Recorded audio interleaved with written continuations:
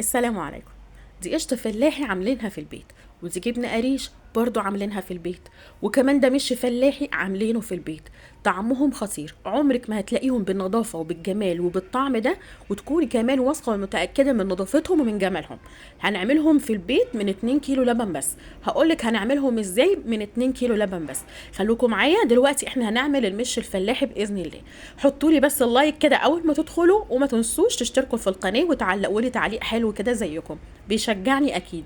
ده معايا كيلو من الجبنة الرايبة، ومعايا كيلو من اللبن عادي يكون من عند اي حد، مش فارقة يعني. تمام.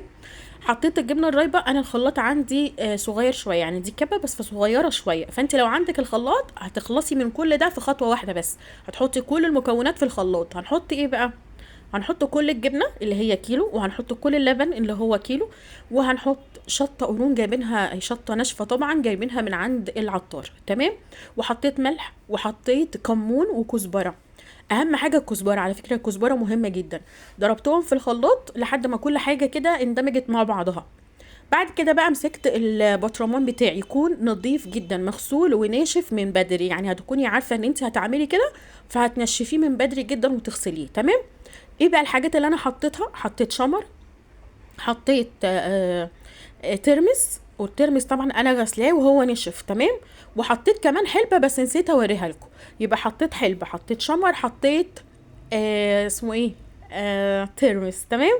حطيت كله، وبعدين صبيت عليه الخليط اللي انا عملته. انا عملته على مرحلتين زي ما قلت لكم، عشان الكبة عندي صغيرة شوية وما عنديش خلاط اللي هو الكبير يعني. تمام. كل شويه بقى بحط اللبن. طب اللبن ده مغلي ولا لا؟ لا يا حبيبي مش مغلي، عادي، هو لبن جاي كده من عند اللبان، وحطيته على طول. تمام.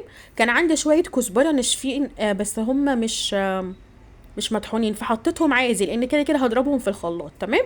وشويه ملح. الملح ممكن تحطي حوالي ربع كوبايه على الكميه اللي انا قلت لك عليها.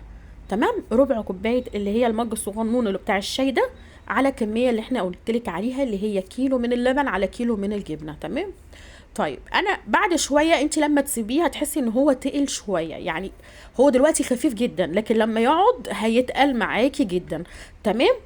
هعمل بها ايه؟ الميه بتاعه الشرش بتاع الجبنه اللي احنا هنعملها مع بعض باذن الله. خدت بقى انا الشرش ده وزودت بيه اللبن، زودت بيه المش، فخف معايا شويه وبقى قوامه مظبوط. تمام. يعني هو كده انت هتحسي انه خفيف، لا هو مش خفيف، هو لسه هيتقل وهيتجانس مع بعضه. لما تيجي تقفلي الغطا ما تقفليهوش للاخر، ما تكتميهوش لحسن يفرقع منك. تمام. لانه بيتفاعل وبيطلع منه غازات، فاقفليه كده على خفيف، يعني حطيه كده وسيبي الدنيا يعني تتفاعل مع بعضها. تمام. شايفين المش بعد ما قعد كام يوم؟ شايفين بقى تقيل ازاي؟ انا كده كمان زودت له الشرش بتاع الجبنه اللي قلت لكم عليها، ومع ذلك هو لسه تقيل. تمام.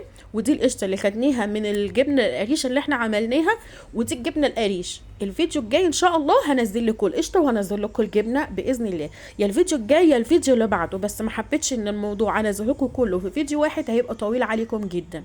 من فضلكم ما تنسونوش في اللايك وفي دعوه حلوه كده بتيسير امري باذن الله، وان شاء الله يعجبكم. بجد بجد من قلبي نفسي تجربوه، لان انا متاكده انه هيعجبكم، وزي ما قلت لكم هيملى بيتك خير فعلا.